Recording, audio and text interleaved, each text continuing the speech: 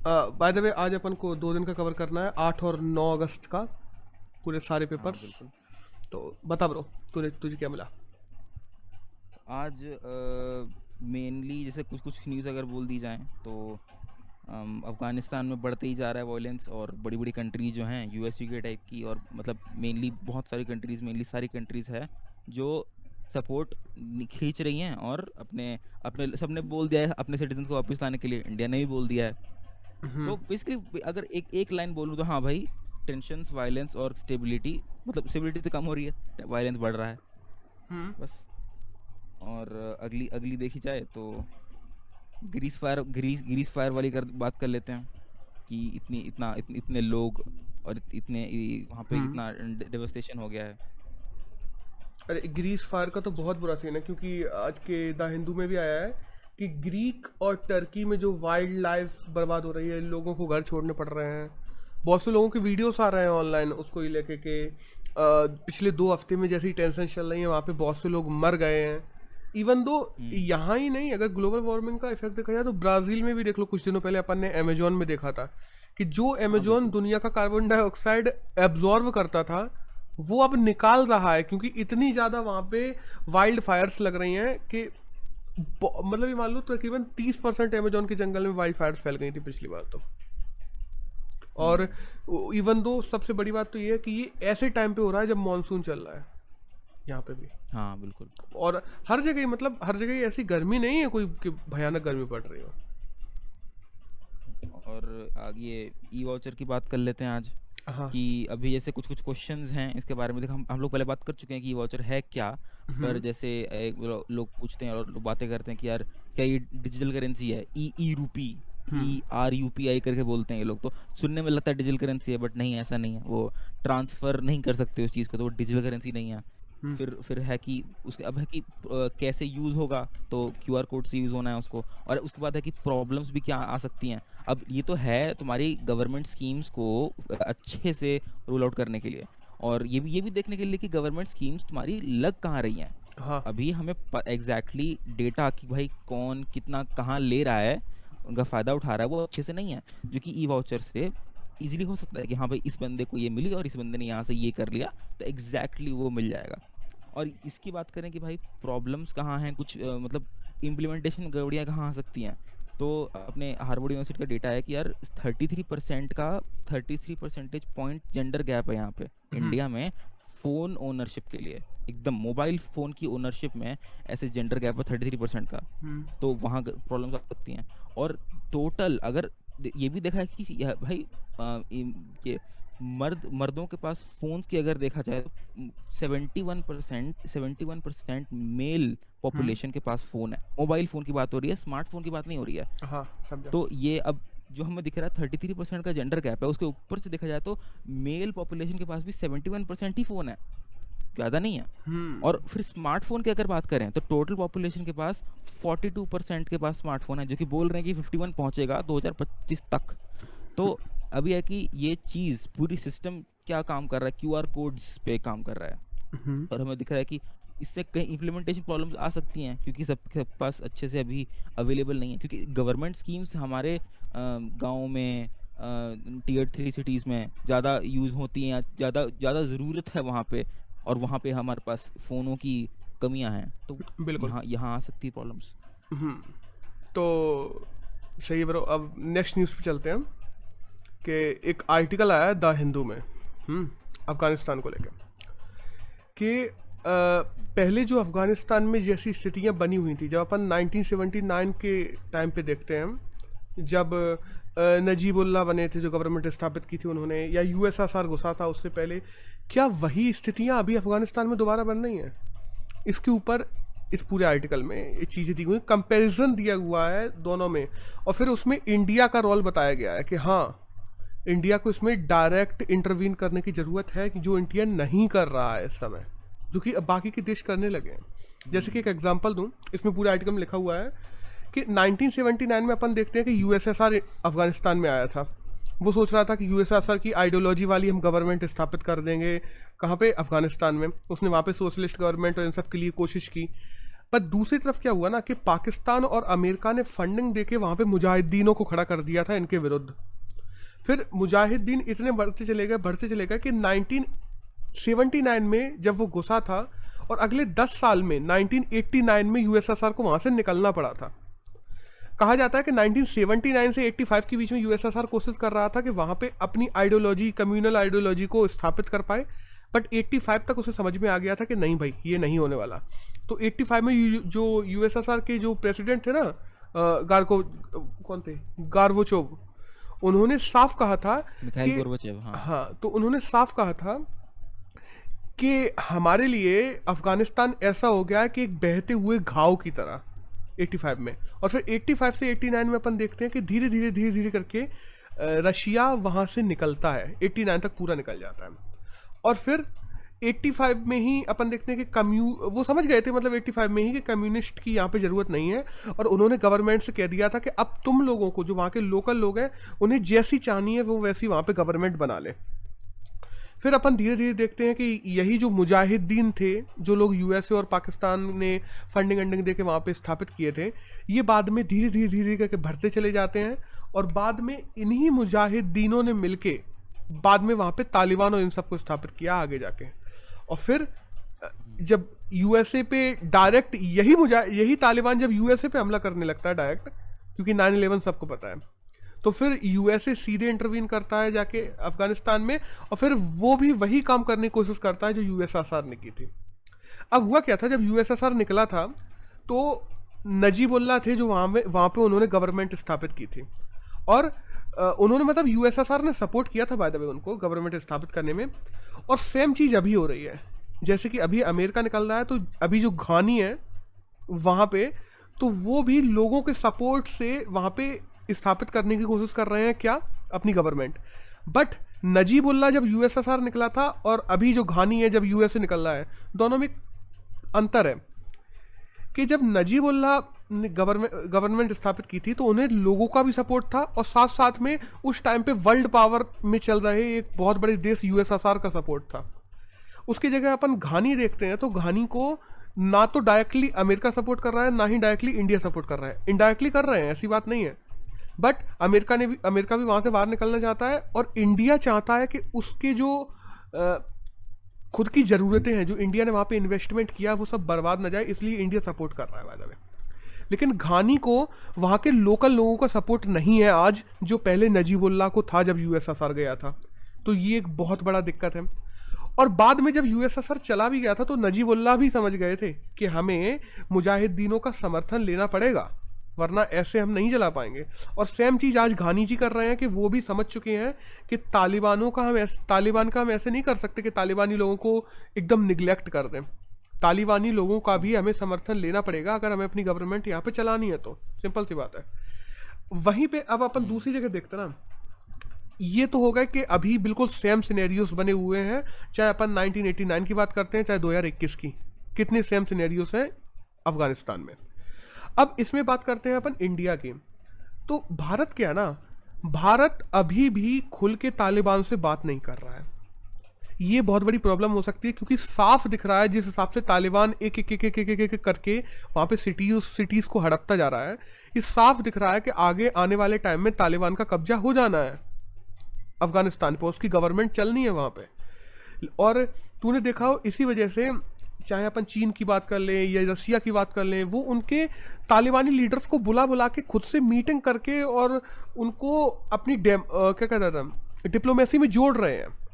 और वहीं अगर तुम इंडिया देखो तो इंडिया पूरी तरीके से अभी भी क्या कर रहा है कि तालिबानी को आतंकी संगठन बता रहा है, दूसरी तरफ तालिबान को पाकिस्तानी समर्थित बता रहा है, इसलिए कह रहा है कि तालिबान से बात नहीं की जा सकती क्योंकि पाकिस्तान अपना दुश्मन है, तो तालिबान भी अपना दुश्मन हो गया। और तालिबान को अपन लोगों ने पहले से ही एक आतंकी संगठन घोषित कर रखा है अपने देश में। इस वजह से अगर अपन लोग किसी एक आतंकी संगठन से बात करते हैं तो उसमें अपनी गवर्नमेंट की पेट्रोटिज्म वाली जो एक छवि बनी हुई है उस पर भी खतरा है। बट दूसरी तरफ इंडिया के अगर जो फायदे देखते हैं ना, कि अपन लोगों ने वहाँ पे चाबहार पोर्ट और जो और भी चीज़ें, स्कूल्स वगैरह बनाए थे, हॉस्पिटल्स बनाए थे, डैम्स वगैरह इंडिया ने बना के रखे हैं अफगानिस्तान में। इन सब चीज़ों को, जो तुम्हारा इन्वेस्टमेंट है $3-4 बिलियन का, इसको बचाना है तो तुम्हें तालिबान के साथ में बात करनी पड़ेगी। और अब कुछ लोगों का कहना ये भी है इसमें कि इंडिया बैक एंड से बात कर रहा है। ऐसी बात नहीं है, इंडिया के जो ऑफिशियल्स जाते हैं वो उन्होंने तालिबानियों से बात की है, बिल्कुल की है, लेकिन खुल के एक इंटरनेशनल जो प्लेटफॉर्म होता है उस पर अभी तक इंडिया ने तालिबान से बात नहीं की है, जो कि इस समय करना जरूरी है, क्योंकि तालिबान पावर में आएगा, अफगानिस्तान में साफ दिख रहा है, और भविष्य में तालिबान ही आना है। और दूसरी बात, जो ये रशिया, यूएसए, चाइना, पाकिस्तान, ये सब मिलके जो तालिबान के साथ में जो ग्रुप बना रहे हैं, तुम उस ग्रुप से अलग नहीं रह सकते, तुम उस चैन से अलग नहीं रह सकते, इसलिए तुम्हें उसके साथ में बात करना जरूरी है। चाहे तुम इस ग्रुप के साथ में मिलके बात करो, या तुम दूसरी तरफ से घुसो तो ईरान के साथ में मिलके और फिर तालिबान से बात करो, क्योंकि ईरान भी तालिबान का एक अच्छा दोस्त माना जाता है।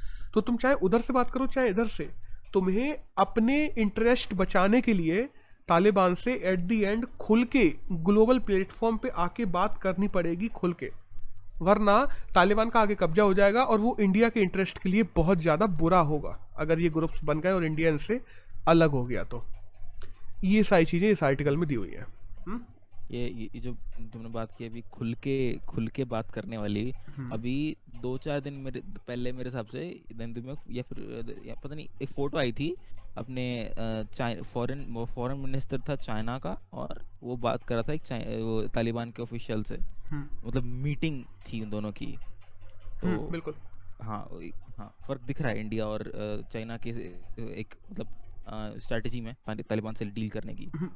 बिकॉज वो जानते हैं ना कि कोई भी पड़ोसी देश से तुम्हें बायलैटरल टाइज बना के रखने पड़ेंगे, क्योंकि तुम्हारे पर्सनल इंटरेस्ट भी होते हैं। कोई भी देश नहीं चाहेगा कि बॉर्डर टेंशन्स बनी रहें और दिक्कतें बनी रहें, और तुम किसी भी देश के किसी भी ग्रुप को टोटली आतंकवादी की घोषित कर दोगे ना, तो वो तुमसे गुस्सा बना ही रहेगा। और फिर ऊपर से तब जब उस देश के जो दोस्त हैं वो तेरे टोटली दुश्मन है, पाकिस्तान जैसे। बट इंडिया के इंटरेस्ट हैं अफगानिस्तान में, और इंडिया ये कभी नहीं चाहेगा कि उसकी जो अभी तक इंटरेस्ट्स हैं या जो अपन लोगों ने पैसा लगाया है वो इन्वेस्टमेंट बर्बाद चली जाए बिलियंस डॉलर की। तो उनको बचाना भी अपन लोगों को ग्लोबल लेवल पे जरूरी है। इसलिए आज की डेट में इंडिया को तालिबान से खुल के बात करना जरूरी है और करनी भी चाहिए। बिल्कुल। बाय द वे, तालिबान जब से फैलना अभी शुरू किया है, उसने वही अपनी पुरानी चीज़ें शुरू कर दी हैं। जिन जिन सिटीज़ को वो घेर रहा है वहाँ पे फतवे वतवे जारी कर दिए हैं कि औरतें बाहर नहीं निकलेंगी बिना शरीर के एक अंग को ढाके, अगर बाहर निकली तो उठा लिया जाएगा, मार दिया जाएगा। ये वो ठीक है, वो उनकी आइडियोलॉजीज़ हैं। बट तुम्हें उनकी आइडियोलॉजीज़ को छोड़ते हुए अपने इंटरेस्ट पे ज़्यादा फोकस करना पड़ेगा इस समय। बिल्कुल। तो ये पूरा था इस आर्टिकल में। अब द हिंदू में एक नेक्स्ट आर्टिकल आया है रेट्रोस्पेक्टिव लॉ के ऊपर, कि रेट्रोस्पेक्टिव जो बिल है, बेसिकली वो तो है फाइनेंस एक्ट 2012 का। उसमें से जो रेट्रोस्पेक्टिव वाला क्लॉज था ना, वो हटा दिया गया है और वो लोकसभा में पास हो गया है कल। अब अपन को इसमें जानना क्या जरूरी है, इसके पहले हिस्टोरिकल बैकग्राउंड्स को थोड़ा जानना जरूरी है इस आर्टिकल के लिए। जैसे मैं बताऊं, हुआ क्या था पहले, वोडाफोन ने हच के साथ में एक स्टेक खरीदे थे। हच क्या था, एक कंपनी थी जो 2007-06 में चलती थी इंडिया में। तो वोडाफोन ने हच के स्टेक खरीदे थे, बट वो खरीदे थे इंडिया से बाहर जाके। वोडाफोन ने हच के स्टेक्स उस आइलैंड पे जाके हच के साथ में डील की थी और उसके स्टेक्स खरीद लिए थे। बट हच की जो एसेट्स हैं वो इंडिया में बनी हुई थी। तो इंडिया को जैसे ही पता पड़ा, इंडिया गवर्नमेंट को, कि हच के स्टेक्स वोडाफोन ने खरीदे हैं, तो इंडियन गवर्नमेंट ने 2012 में सीधा कहा कि जो तुमने हच के स्टेक्स खरीदे थे 2007 में, और हच इंडिया में भी हच ने अपने एसेट्स बना कर रखे हैं, अपनी लायबिलिटीज, ये सब चीज़ें हैं उसकी। तो अब हच का जो टैक्स है, जब से तुमने उसको खरीदा है, क्योंकि एक कंपनी को इंडिया में खरीदने बेचने पर इंडियन गवर्नमेंट को टैक्स देना पड़ता है, इंडिया में खरीदने बेचने पर। तो उनको जैसे ही इंडियन गवर्नमेंट को पता चला कि हच के स्टेक्स वोडाफोन ने खरीदे हैं, तो उसने कहा कि हमको टैक्स चाहिए अगर तुम लोगों ने खरीदा बेचा है तो, और वो भी 2007 से चाहिए जब से तुमने हच को खरीदा। तो वोडाफोन ने साफ मना कर दिया कि हम लोगों ने तो तुम्हारे यहाँ कोई डील की ही नहीं है, हम लोगों ने तो देश से बाहर डील की है। और वोडाफोन चला गया डायरेक्ट सीधे सुप्रीम कोर्ट में। तो सुप्रीम कोर्ट ने 2012 में जो फैसला दिया, उसमें साफ कहा क्या कि वोडाफोन को किसी भी प्रकार का कोई भी देना जरूरी नहीं है, मतलब कोई भी टैक्स देना जरूरी नहीं है। वोडाफोन ने जो हज के स्टिक्स खरीदे हैं वो यहाँ से नहीं खरीदे, इंडिया में नहीं खरीदे, इंडिया के बाहर खरीदे हैं, और इंटरनेशनल ट्रीटीज या इंटरनेशनल खरीदी बिक्री पर इंडिया गवर्नमेंट टैक्स नहीं लगा सकती। अब हुआ क्या, 2012 में जब इंडियन गवर्नमेंट ये केस हार गई, तो वही है ना कि हम तो हम है, हमारे आन बान शान पे कैसे आ गई। तो अपन लोगों ने एक फाइनेंशियल एक्ट 2012 में अमेंडमेंट लेके आए और उसमें रेट्रोस्पेक्टिव टैक्स लागू कर दिया। अब रेट्रोस्पेक्टिव टैक्स लागू करने से क्या हुआ, पहली बात तो तुमने सुप्रीम कोर्ट के फैसले को खारिज करने की कोशिश की, और दूसरी तरफ तुमने क्या किया ना, एक तो ऐसा टैक्स लागू किया कि तुमने कह दिया कि 2007 में जो कंपनी खरीदी गई थी तब का टैक्स हमें चाहिए, और 2012 में लागू किया। पहली बात मतलब समय से पहले से लागू किया। और दूसरी बात, ऐसी खरीद बिक्री जो तुम्हारे देश के बाहर हुई हैं उनको लेकर भी तुम अपने देश में टैक्स मांग रहे हो। तो ये दो प्रकार के लॉस फाइनेंशियल एक्ट 2012 में डाले गए और सुप्रीम कोर्ट के जो फैसला था उसको निरस्त करने की कोशिश की गई। अब इससे क्या हुआ ना, तुम्हारा ही इंडिया का एक दूसरा लॉ है, लॉ क्या, तुम्हारी ही इंडिया की एक दूसरी ट्रिटी है जिसको कहते हैं बायलैटरल इन्वेस्टमेंट ट्रिटी, BIT कहते हैं, बायलैटरल इन्वेस्टमेंट ट्रिटी।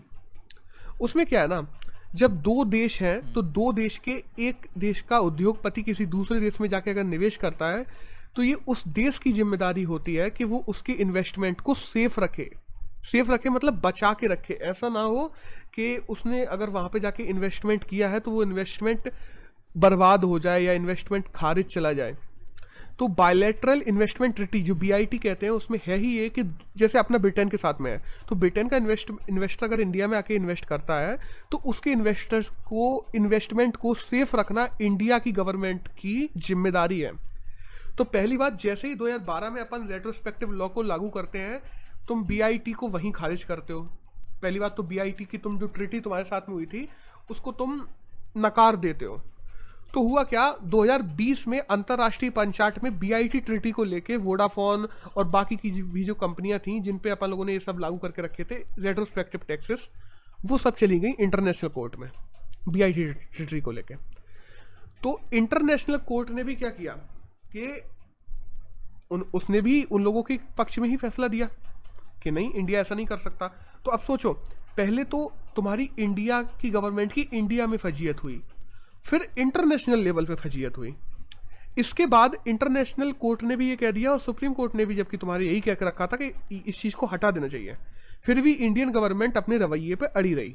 तो हुआ क्या, जो अपनी ओवरसीज प्रॉपर्टीज है ना, कि अपनी प्रॉपर्टीज फ्रांस में है, अपनी प्रॉपर्टीज जो USA में है, इंडियन गवर्नमेंट की प्रॉपर्टीज की बात कर रहा मैं, तो वोडाफोन और जो दूसरी कंपनियां थी जिनकी भी वोडाफोन हुई या दूसरी कोई कंपनी हुई जिसकी अपन लोगों ने यहाँ पे सीज की थी, क्योंकि अपन लोगों ने टैक्स तो उनसे वसूल ही लिया था ना, या तो टैक्स वसूल लिया था या उनकी प्रॉपर्टी को सीज कर लिया था।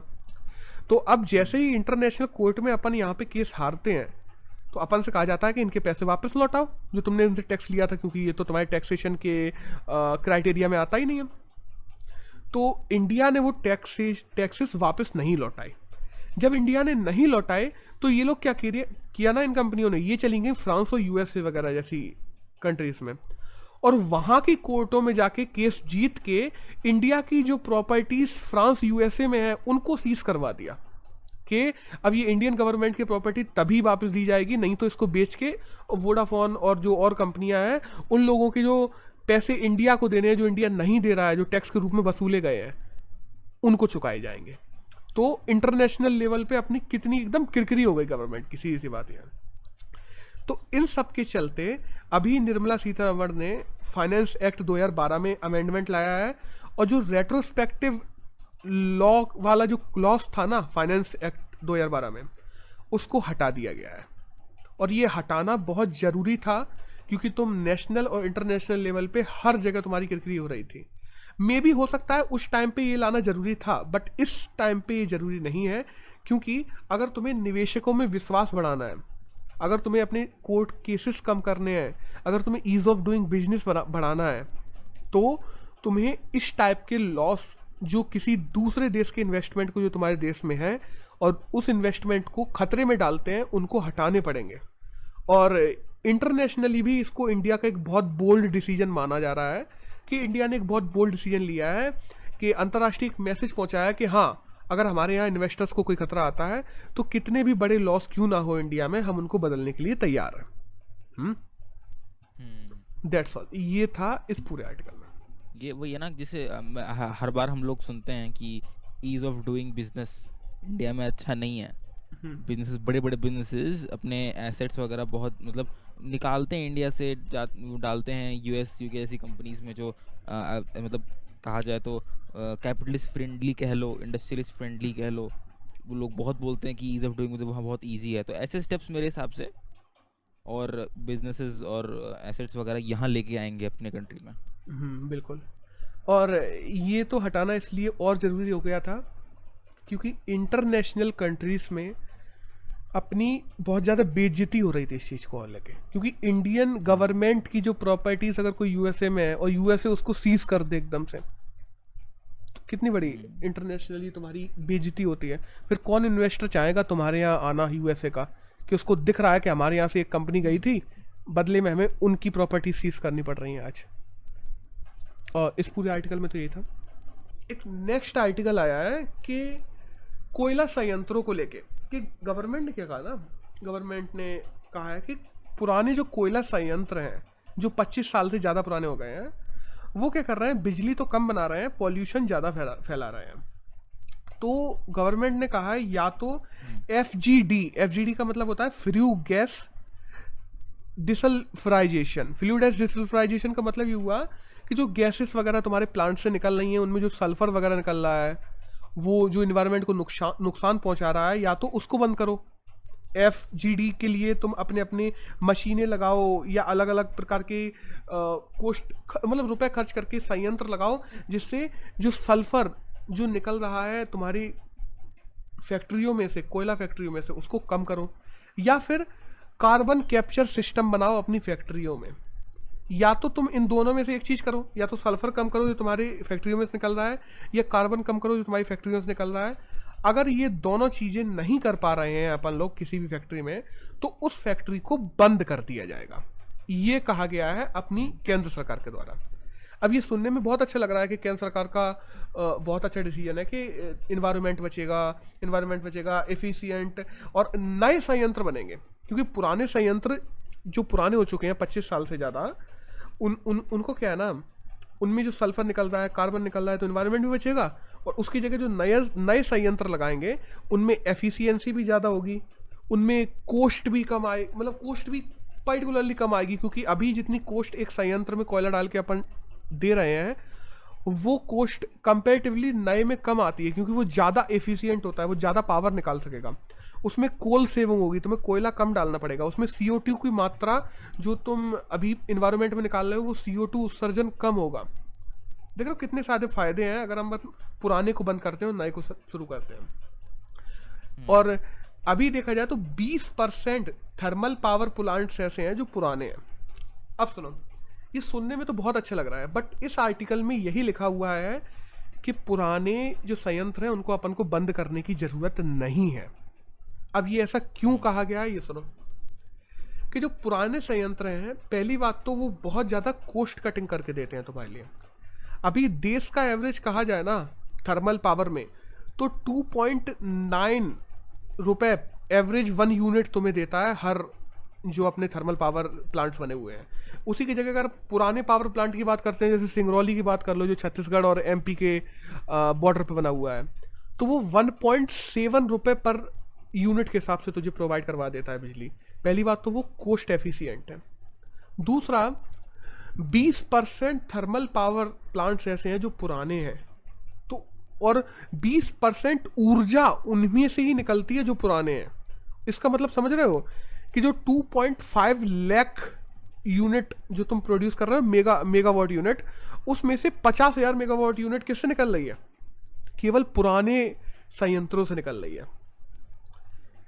दूसरी जगह अपन देखते हैं तो जितने भी पुराने संयंत्रों से जब तुमने कहा ना कि या तो फ्लू गैस डिसल्फ्राइजेशन कम करो, या कार्बन जो कैप्चर है सिस्टम वो बनाओ, या फिर तुम बंद करो, तो जब अपन FGD को देखते हैं या कार्बन कैप्चर को देखते हैं, तो 50% से ज़्यादा ऐसे थर्मल पावर प्लांट्स हैं जिन्होंने टेंडर्स निकाल दिए हैं या ऐसी मशीनें स्थापित करना शुरू कर दी हैं जिससे वो एफजीडी कर सकें या फिर कार्बन कैप्चर कर सकें। तो ज़रूरत नहीं है सरकार को कि इस समय उनको बंद किया जाए, उनको थोड़ा टाइम दिया जाए, 5-10 साल में वो ऑटोमेटिक खुद से ही सही हो जाएंगे अगर देखा जाए तो। अब वही ना कि सरकार अभी अगर बंद करती है उनको तो साफ दिख रहा है, जैसे ज़्यादातर उनमें एनटीपीसी के हैं, क्योंकि एनटीपीसी इस समय एकाधिकार है थर्मल पावर प्लांट में एनटीपीसी का। तो एनटीपीसी या ऐसे संयंत्र जो सरकारी संयंत्र उनको अगर तुम बंद करोगे पुरानों को, तो मार्केट में कौन आएंगे? प्राइवेट पार्टनर्स ज़्यादा आएंगे, तो प्राइवेटाइजेशन बढ़ेगा। अब एक जगह तो अपन ये भी कह सकते हैं कि प्राइवेटाइजेशन बढ़ने से क्या होगा कि अडानी आए, अंबानी आए, ये लोग आए, तो प्राइवेटाइजेशन बढ़ने से ये होगा कि ज़्यादा कंपटीशन होगा, और कंपटीशन होगा तो बिजली और सस्ती मिलेगी। बट वहीं दूसरी तरफ ये भी हो सकता है कि केवल 1-2 लोग आके थर्मल पावर जनरेट करने लगें पूरे इंडिया की, और वो मोनोपोली कर लें, और फिर वो अगर 5 रुपए में भी बेचेंगे ना तो सरकार को खरीदना पड़ेगा, सरकार मजबूर हो जाएगी वो खरीदने के लिए। अभी अगर अडानी की बात की जाए तो अडानी का अभी कुछ दिनों पहले पेपर में पढ़ा था कि ऑस्ट्रेलिया का जो क्वींसलैंड है वहाँ पे उन्होंने पोर्ट बना ही लिया है कि वहाँ से कोयला को इंपोर्ट करेंगे इंडिया में, ये सब करेंगे। तो और अडानी के अलावा तुम किसी एक दूसरे इंडस्ट्रियलिस्ट का नाम बता दो, अडानी है और एक और है, उनके अलावा किसी एक दूसरे का नाम बता दो जो कोयला पावर प्लांट में इस समय काम कर सकते हो। कोई नहीं कर सकता ब्रो। और अगर तुमने बंद कर दिए एनटीपीसी वगैरह के ये संयंत्र, तो सीधी सी बात है सब कुछ निजी हाथों में चला जाएगा, और निजी हाथों में कंपटीशन से ज़्यादा इस समय मोनोपोली बनने की चांसेस ज़्यादा हैं। और अगर मोनोपोली हो गई तो जितना तुम इधर इन्वायरमेंट और ये सब बचा रहे हो ना, उसकी जगह तुम्हारी ऊर्जा है कि तुम कह रहे हो ना कि हम सस्टेनेबल डेवलपमेंट गोल्स भी पूरे करने हैं, इन्वायरमेंटल गोल्स भी पूरे करने हैं, वो तो वैसे भी पूरे हो जाएंगे 5-10 साल अगर इन्हीं संयंत्रों को टाइम दे दिया जाए तो। और लेकिन अगर तुम निजी हाथों में सब कुछ अभी सौंप देते हो तो निजी जो कहा जाता है प्राइवेट पार्टनर्स अभी इतने ज़्यादा नहीं है कि एक हेल्दी कंपटीशन हो सके मार्केट में, और हेल्दी कंपटीशन नहीं होगा तो मोनोपोली बन जाएगी जो कि लोगों के लिए और ज़्यादा मुश्किल कर देगी। क्योंकि अभी जो 1 रुपये, 1.5 रुपये, 2 रुपये में तुम्हारे पावर प्लांट्स हैं जो तुम्हें बिजली प्रोवाइड करवा रहे हैं पर यूनिट, वो कहो अंबानी अडानी की कंपनियां 5-5, 6-6 रुपये में प्रोवाइड करवाएं, तो वो गरीबों के लिए और बड़ी चोट हो जाएगी।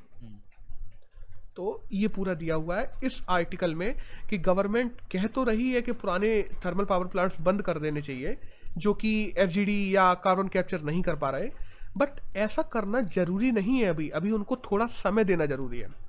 वहीं अपन एक चीज़ और है, गवर्नमेंट की जब नीतियों की बात करते हैं ना, तो गवर्नमेंट जो पावर बांटने वाली कंपनियां हैं, जो बिजली एक बार कैप्चर हो गई, एनटीपीसी जो बिजली बनाती है उसको गवर्नमेंट कोई पैकेज नहीं देती। और वहीं उसकी जगह जो डिस्ट्रीब्यूशन कंपनियां हैं ना, जो और बहुत सारी हैं कि ये क्षेत्रीय निगम लिमिटेड, ये क्षेत्रीय निगम लिमिटेड, उनके लिए अलग से उदय योजना चलाई जा रही है जिसमें 97,000 करोड़ का पैकेज दिया हुआ है कि तुम अच्छे से डिस्ट्रीब्यूट करो। तो जब सरकार उनको डिस्ट्रीब्यूशन के लिए दे सकती है, तो जो थर्मल पावर प्लांट कंपनियां हैं जो सरकारी जो बना रही हैं उनको भी फंड देके कार्बन कैप्चर और एफजीडी की व्यवस्था भी कर सकती है सरकार अगर चाहे तो। या तो फिर सरकार चाह ही रही है कि सरकारी जो कंपनियां हैं जो थर्मल पावर प्लांट में है वो बंद हो जाए और उनकी जगह ये सब चीज़ें प्राइवेट पार्टनर्स के हाथ में चला जाए। लोगों के पर्सनल इंटरेस्ट भी हो सकते हैं, हो सकता है कुछ और सोचो सरकार की। यही सब लिखा हुआ है इस आर्टिकल में टोटली। हाँ, नेक्स्ट की बात करते हैं हम।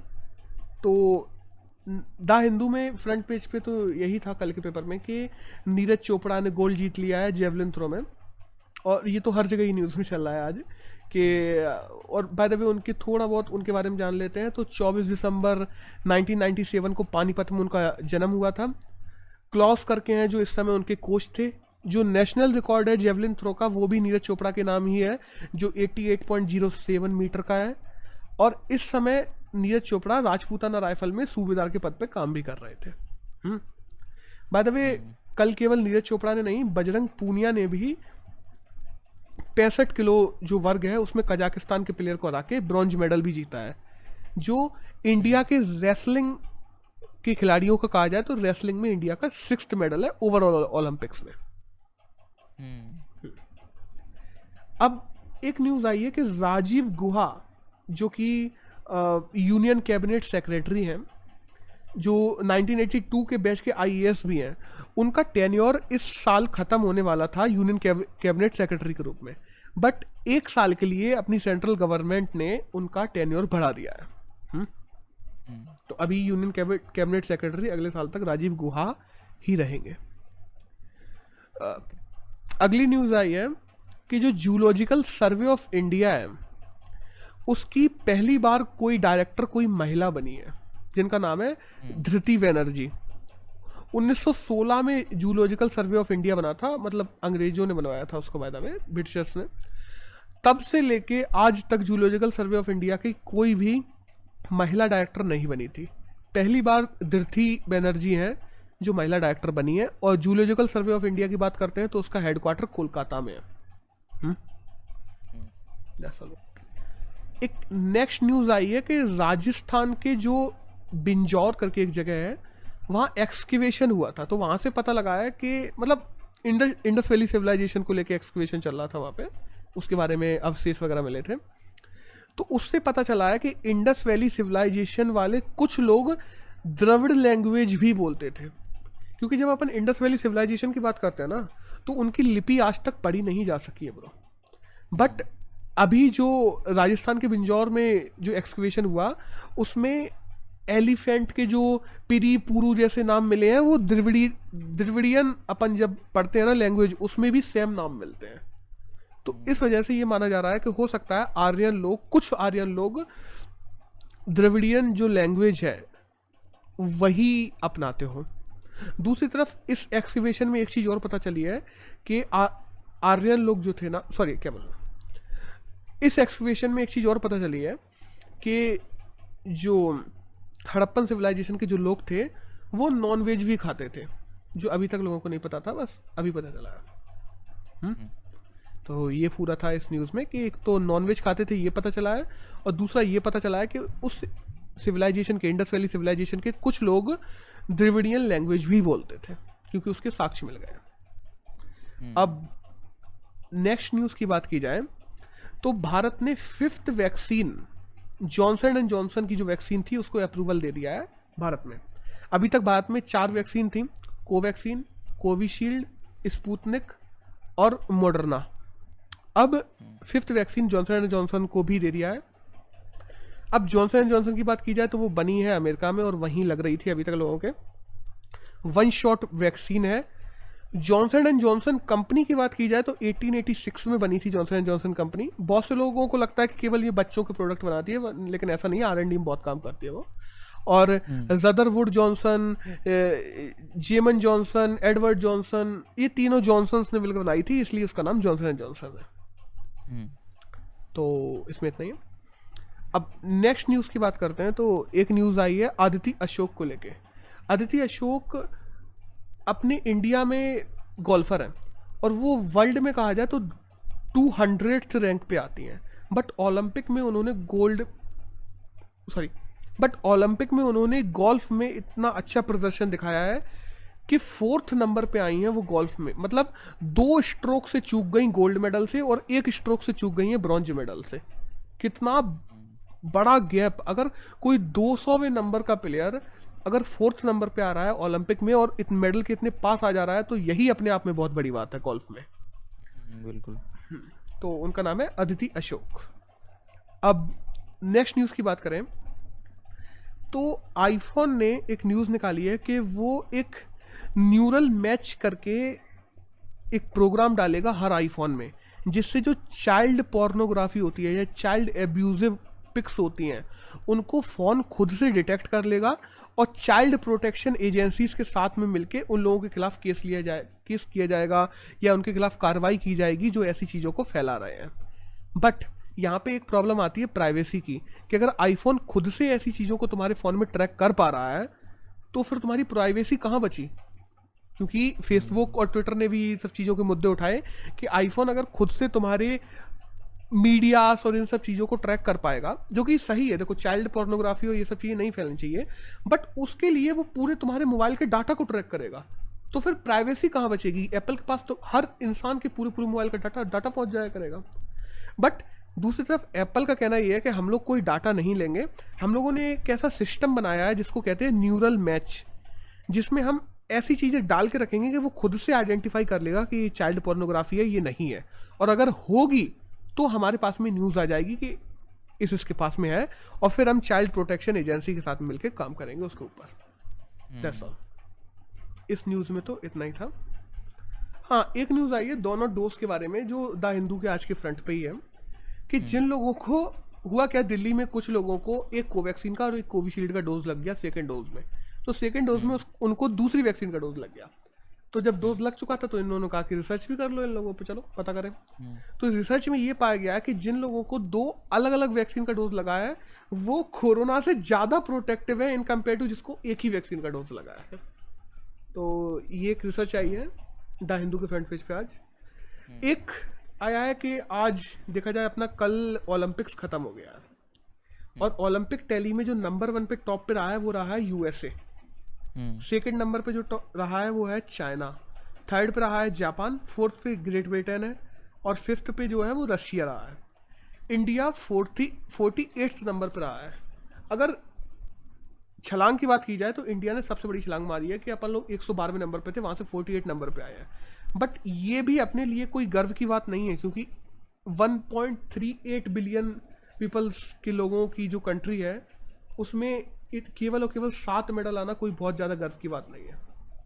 और ये टैली कैसे, नंबर ऑफ मेडल्स की टैली है क्या ये? नो, ये ओवरऑल टैली है। यूएसए नंबर टॉप पे ही है, ओवरऑल मेडल्स में भी टॉप पे है। और जब टैली की बात करते हैं ना, तो टैली में ओलंपिक टैली में सबसे ज़्यादा गोल्ड देखे जाते हैं, जिसके पास में ज़्यादा गोल्ड होते हैं वो नंबर 1 पे होता है। हाँ। और ओलंपिक टैली में नंबर 1 पे गोल्ड में भी यूएसए ज़्यादा है, और ओवरऑल मेडल्स में भी यूएसए ज़्यादा है, यूएसए सब में ज़्यादा है। अब अगर बात की जाए ना कि पार्टिसिपेशन की कैसी कैसी चीज़ें हुई इस ओलंपिक में, तो 205 कंट्रीज थी प्लस EQR टीम्स थी। EQR टीम उनको कहा जाता है जो किसी कंट्री की तरफ से नहीं, खुद की तरफ से आई हैं। तो 205 प्लस EQR टीम्स थी जिन्होंने इस वाले ओलंपिक में पार्टिसिपेट किया था। 11,090 एथलीट्स थे जिन्होंने 339 इवेंट्स और 33 स्पोर्ट में भाग लिया था। मतलब 33 स्पोर्ट के 339 अलग अलग इवेंट्स थे जिनमें 11,090 एथलीट्स ने भाग लिया था। और ये 23 जुलाई से अपना शुरू हुआ था और 8 अगस्त को खत्म हुआ है, और नेक्स्ट ओलंपिक होगा पेरिस में 2024 में। अब बात की जाए तो अभी जो पैरा ओलंपिक्स है ना, पैरा ओलंपिक्स भी शुरू होने वाले हैं 24 अगस्त से, इसी महीने शुरू हो जाएंगे, क्योंकि जहाँ पे समर ओलंपिक्स होते हैं वहीं पे उनके ख़त्म होने के बाद पैरा ओलंपिक्स करवाए जाते हैं। तो अभी 24 अगस्त से टोक्यो में ही पैरा ओलंपिक्स शुरू हो जाएंगे। अब एशिया की पहली ऐसी सिटी बनी है टोक्यो जहाँ पे 2 बार ओलंपिक हुए हैं, और टोटल कोस्टिंग की बात की जाए तो $5.8 बिलियन, तकरीबन 6 बिलियन डॉलर की कोस्टिंग आई है टोक्यो को ओलंपिक करवाने में। बाय द वे एक रिपोर्ट आई थी, उसमें कहा जा रहा था कि अगर ओलंपिक नहीं हो पाता तो टोटल टोक्यो को, जापान को तकरीबन $17 बिलियन का नुकसान होता, बट जैसे तैसे करके करवा लिया इन लोगों ने। अब इस बार की बात की जाए ना तो 5 ऐसे खेल हैं, softball, karate, sport climbing, surfing और स्केट बोर्डिंग। ये 5 खेल पहली बार ओलंपिक में खेले गए हैं इस साल। अब अगर बात की जाए ना कि ओलंपिक का जब एंड हुआ तो एंड में अपने ध्वजावाहक कौन थे जिन्होंने अपना झंडा पकड़ा हुआ था, तो वो अपने थे बजरंग पूनिया के। ओलंपिक की एंडिंग सेरेमनी में बजरंग पूनिया ने, और ओपनिंग में तो मैरी कॉम के हाथ में था ही था, तो इन लोगों ने पकड़ा। और नेक्स्ट ओलंपिक के बारे में एक न्यूज़ और आई है कि जो नेक्स्ट ओलंपिक जो पेरिस में होने वाला है उसमें हो सकता है कि भारोत्तोलन मतलब वेट लिफ्टिंग, जिसमें अपनी मीराबाई चानू ने गोल्ड मेडल जीता है, उन्होंने सिल्वर मेडल, उसको, और जो अपन बॉक्सिंग देखते हैं उसको, इन 2 खेलों को हो सकता है शायद अगले ओलंपिक में खेलों से हटा दिया जाए, क्योंकि इनमें डोपिंग की बहुत ज़्यादा शिकायतें आती हैं बहुत।